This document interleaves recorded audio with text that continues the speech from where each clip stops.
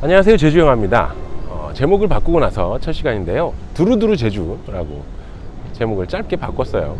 제주도에 대해서 두루두루 말씀을 드리고 있으니까요, 괜찮을 것 같다 싶어서 짧게 바꿨습니다.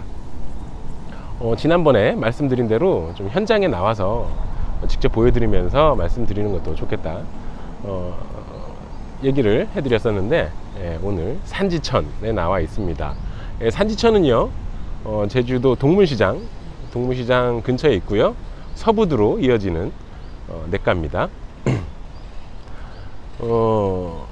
동문시장은 굉장히 핫플레이스잖아요. 제주도민들도 굉장히 많이 이용을 하고 있지만, 관광 오신 분들도 꼭 한 번씩 들려보신다는 동문시장 주변에 어떤 것들이 있는지 말씀을 드리려고 해요. 워낙 동문시장 안에 어떤 맛집들이 있고 하는지는 다른 여러분들이 잘 말씀을 해주시고 있으니까요. 지금 저 뒤에 보이는 하얀 탑, 여기요, 이게 해병혼탑이라는 건데요, 오늘은 해병혼탑에 대해서 말씀을 드리려고 합니다. 해병대에 관련된 탑인데 왜 저기에 해병대에 관련된 탑이 있을까 생각이 드실 수 있잖아요. 근데 제주도 사람들은 해병대 하면 제주도지 라는 생각을 갖습니다. 물론 진해에 사시는 분들은 해병대 하면 진해지 이런 생각을 하실 수도 있고, 포항에 사시는 분들은 당연히 해병대 하면 포항이지 이런 생각을 하실 거예요. 근데 제주도 사람들은 해병대 하면 제주도지 이런 생각을 갖고 있습니다. 왜 그런지 그런 설명을 좀 해드리려고 하는데, 일단은 해병혼탑에 대한 대략적인 설명 해드리고, 그리고 나서 또 짤막하게 뒷이야기, 증언이랄까요? 그런 얘기를 좀 해드리려고 해요. 일단 좀 가까이 가서 말씀을 드리도록 하겠습니다.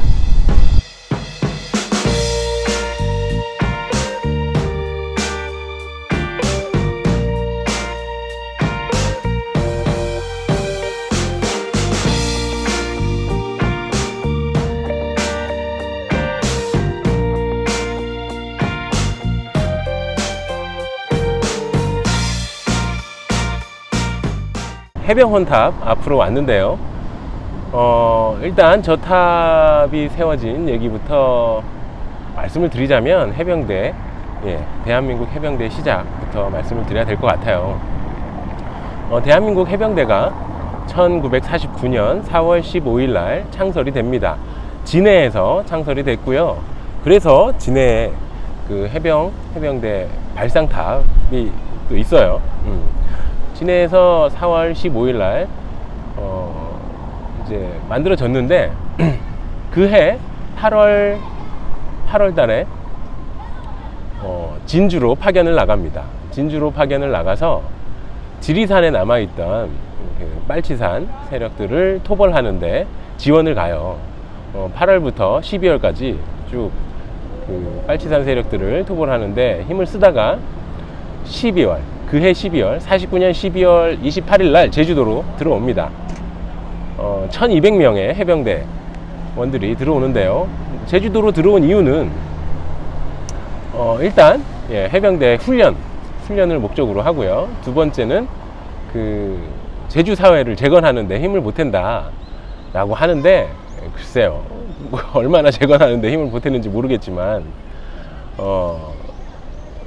그렇다고 합니다. 그리고 세 번째가 또 한라산에 있는 공산주의 세력들을 토벌하는데 힘을 보태려고 오는 건데요, 사실 제일 큰 목적은 세 번째일 거예요. 당시에 제주도는 48년도 전해부터 해가지고 4.3 사건이 발발을 하고, 공산주의 세력들하고 마찰이 굉장히 크게 나죠. 굉장히 크게 났는데, 그러면서 이제 공산주의 세력들은 다 한라산으로 올라갑니다. 그리고 산 사람들과 밑에 해안가 지역 사람들하고 나뉘어서 살게 되는데, 그때 그 공산주의 세력들을 토벌하는데 경찰들도 어마어마하게 투입이 되고요, 군인들도 어마어마하게 투입이 됩니다. 그 군인들 중에 힘을 보태기 위해서 해병대들이 지원 나온 거죠. 그래서 1200명이 들어와요. 1200명. 그렇게 와가지고 공산주의 세력들을 토벌하는데 힘을 못했는데 다음 해, 그러니까 50년 6월 25일 날 6.25에 한국전쟁이 발발하죠. 한국전쟁이 발발하고 나서 정말 처참한 상황이 벌어집니다. 남한에. 그래서 뭐 여차여차 해가지고 이제 인천 상륙작전이 벌어지잖아요. 메가드 장군이 들어오고, 그 인천 상륙작전에 투입될 병력을 모집하기 위해서 제주도에서 해병대 원들을 징집하기 시작합니다. 물론 자료에는 이 호국의 마음, 애국의 마음으로 지원을 했다, 뭐 이렇게 나와 있지만, 뭐 그거는 기록일 뿐이고요. 나중에 제가 말씀을 드리려고 하는데, 어쨌든 그렇게 해서 해병대 3기 4기가 모집이 돼요. 그 50년 8월 30날 모집이 되는데, 3기는 일반인들, 뭐 선생님들, 공무원들, 이렇게 어른들이 3기에 들어가고요. 4기는 뭐 초등학교 6학년 학생부터 고등학생까지 이렇게 학도병들이 징집이 됩니다. 그렇게 해서 모집된 사람이 3기 4기가 3,000명이에요. 3,000명. 그 3,000명이 인천 상륙작전에 투입이 되는데요. 당시에 대한민국 해병대 전체 숫자가 한 6,000명, 6,000여 명 정도 됐거든요. 그런데 제주도에서 3,000명이 뽑혀간 거죠. 그러니까 어마어마한 숫자가 해병대에 들어가게 된 거고, 또 그 정말 피 터지는 싸움으로 인천 상륙작전을 성공리에 맞춰서 또 전세를 바꾸는데 아주 큰 기여를 하게 됩니다. 자, 그렇게 해서 저기 뒤에 보이는 해병 혼탑은 그 3기 4기 분들부터 해가지고 해병대 예비역 분들이 마음을 모아서 직접 세우신 기념비예요. 보통 이제 이런 기념비들은 전국에 이제 여러 군데 있는데 대부분 민관 공동으로 설립이 되거든요. 근데 제주도에 있는 저 해병 혼탑은 온전히 예비역들의 힘으로, 그러니까 민간인들의 마음을 모아서 만들어진 탑이라는 거죠. 자, 지금 보이는데 하얀색이고, 저 해병혼이라는 글자가 빨간색으로 적혀져 있어요. 역시 해병대니까 빨간색이죠. 그리고 높이는 30척이라고 하는데요. 그러니까 한 9m 조금 넘는 거예요. 9m 정도 되는 거고, 삼각뿔 형태입니다. 삼각뿔 형태인데 지금 여기가 삼거리거든요. 그래서 이제 그러니까 그 삼면이 이제 길 따라서 놓여져 있다고 하고요. 저 전면이 북서 쪽을 향하고 있는데, 이 길 따라 만들다 보니까 그렇게 된 건지, 뭐 어쩐지 글쎄요.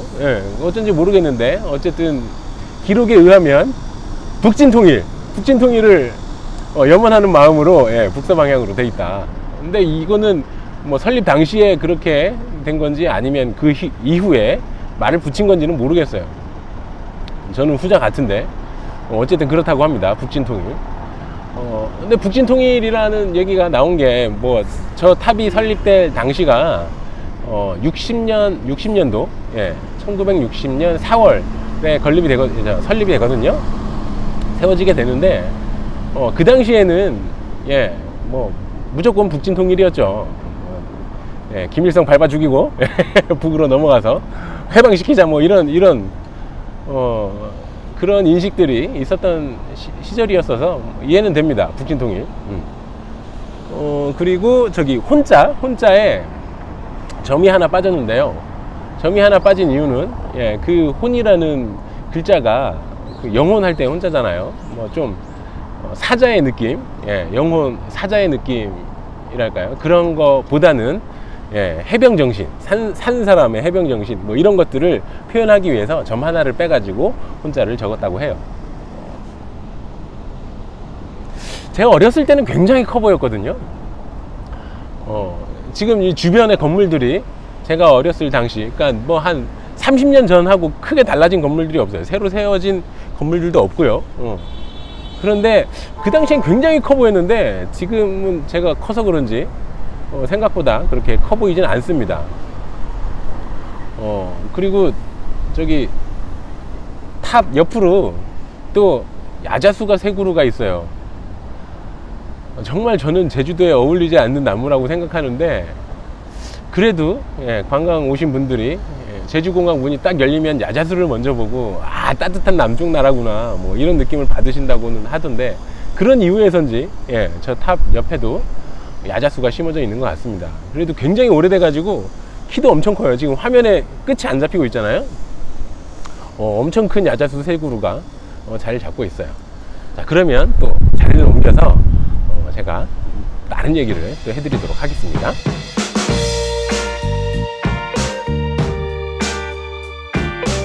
제가 뒷얘기 해드린다 그랬는데, 뭐 증언이랄까요, 저희 할아버지, 외할아버지와 이모부 할아버지, 저는 이모 할아버지라고 불렀는데, 그러니까 저희 어머니의 이모부 얘기죠. 저희 이모 할아버지께서 해병대 사기세요. 제주도에서 해병대 입대를 하시게 된 건데, 저희 외할아버지도 해병대 출신이시고요. 저희 아버지도 해병대 장교 출신이십니다. 저희 아버지는. 그래서 3분이 다 해병대 출신이신데, 저는 해병대가 아니에요. 군대 얘기, 군대 얘기는 그렇습니다만. 자, 그 할아버지하고, 외할아버지하고, 이모 할아버지하고, 저희 아버지가 하시던 얘기를 제가 어깨너머로 듣고 기억하고 있는 건데요. 저희 이모 할아버지가 육지분이세요. 육지분이신데, 뭐, 이제 제주 사람이 된 거죠.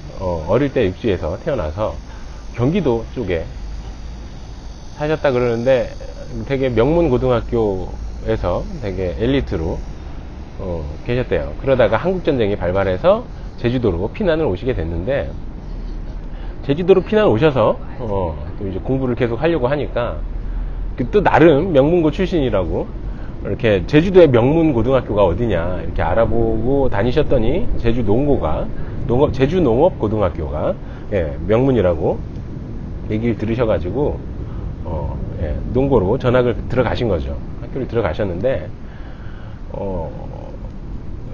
그 할아버지 세대에서는 뭐 제주 농고 출신들이 제주도를 다 잡고 있었어요. 정말 명문 고등학교도 몇 개 없었지만 명문고였는데, 할아버지 말씀이 들어와서 교과서들을, 책들을 보니까 너무 쉽더래요. 너무 쉬워서, 뭐 국어, 수학 이런 것들이 너무 쉬워서 그런 것들은 뭐 별로 어려울 게 없었는데, 농학통본이라고 농업 관련 된 거를 본 적이 없으니까 그게 너무 어려워서 그 책만 보고 공부를 하셨다고 그러는데, 어쨌든 그러던 어느 날 전교생을 다 운동장에 집합을 시키더니 착 줄을 세워서 어디론가로 데려가더래요. 어디로 가는지 말도 안 해주고 쭉 데려왔는데, 가 본 곳이 이제 북초등학교죠. 북초등학교에서 그 해병대 징집을 했었거든요. 거기 갔더니 이제 제주도 전역에서 온 학생들이 운동장을 꽉 메우고 있는데, 그렇게 한 10명, 15명씩 이렇게 조를 만들어서 교실로 데리고 가더니 옷을 다 벗으라고 하는데, 옷을 또 빨개 벗으니까 또 그 옷 벗는 장면도 되게 과간이었다 하더라고요. 팬티가 어떤 애, 없는 애, 어떤 천으로 뭐 어떻게 싸매고 오는 애, 뭐 엄청 재밌었다고 그러셨는데, 어쨌든 그러고 옷을 벗기더니 지휘봉을 든 군인 아저씨가 뒤로 싹 가더니 엉덩이를 한 대씩 엄청 세게 탁탁 때리고 가더라고. 그래서 맞으니까 엄청 아파서 이제 아야 하면서 팔짝팔짝 뛰었을 거 아니에요. 그랬더니 통과 이러더래요. 신체 검사가 맞아서 아프면 정상인 거다. 그렇게 해가지고 그렇게 신체 검사를 통과하시고 한 일주일 정도라고 들었는데요. 일주일 정도 군사훈련을 하고 바로 이제 전투에 투입이 되셨다고. 그렇게 해서 인천 상륙작전에 투입이 되셨는데, 거기서 상륙작전이 또 워낙 힘든 일이잖아요. 총을 맞으셨대요. 총을 맞으시고 또 후송돼 가지고 가셨는데, 당시에는 일본으로 많이 갔다고 하더라고요. 그래서 일본에 있는 병원에, 뭐 미군 관리에 있는 병원이겠죠. 거기에 가서 치료를 받고 다시 제주도로 후송돼서 제대를 하셨다고 하셨는데, 그래서 보훈가족이 되셨어요. 보훈가족이 되셨는데, 그 총상을 입고 일본에 가서 뭐 수술한 기록이 없어서 뭐 그런 연금이나 뭐 이런 것들, 그런 거는 받지 못하고 계시다고 하더라고요. 저는 이해가 안 되는데요. 제주도 분도 아니었고, 예, 제주도에서 군대를 가서 제대한 날짜가 있을 거 아니에요. 그 전투에 참여한 기록도 있을 거고.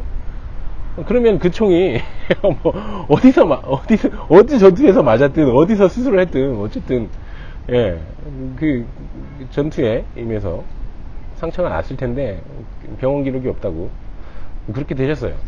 아무튼 그러셨고, 그리고 저희 외할아버지가 나이가 몇 살 더 많으시거든요.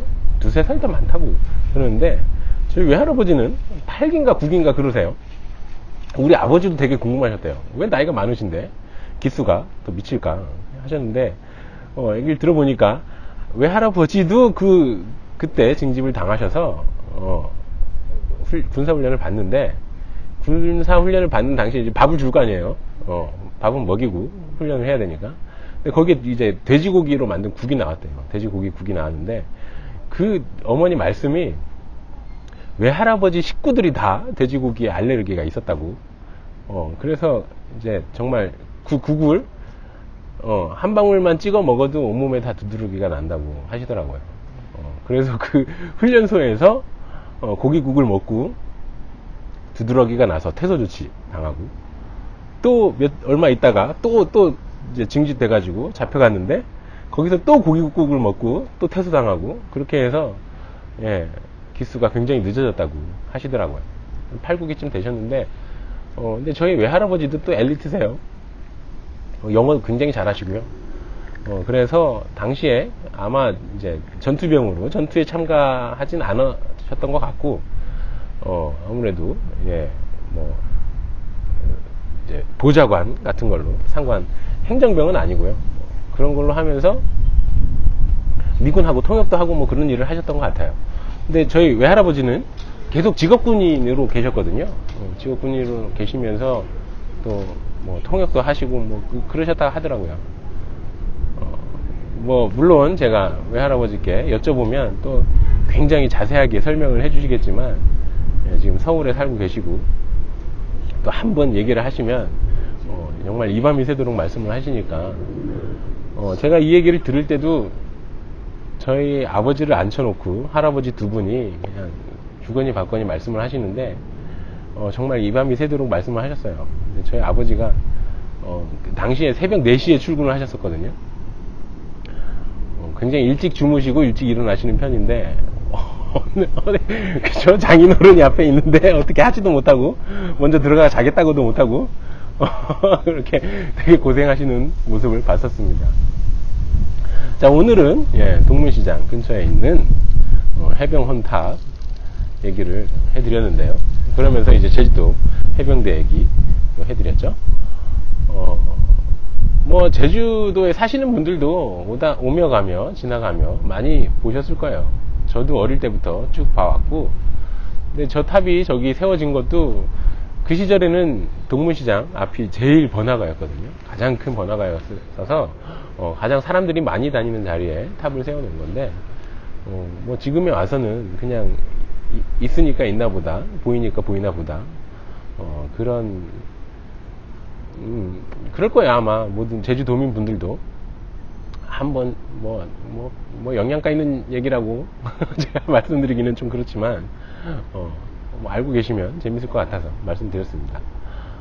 이어서 계속, 예, 동문시장 주변부터 해가지고요, 좀 이런 도심지 탐방이랄까요, 뭐 그냥 생각지 않고 지나가면서 이렇게 흘렸던 것들에 대한 얘기들을 조금 해드리려고 합니다. 재밌게 보셨다면 구독과 좋아요 부탁드리고요. 또 궁금한 점 있으시면 댓글에 남겨주시면요, 또 제가 답해 드릴게요. 감사합니다.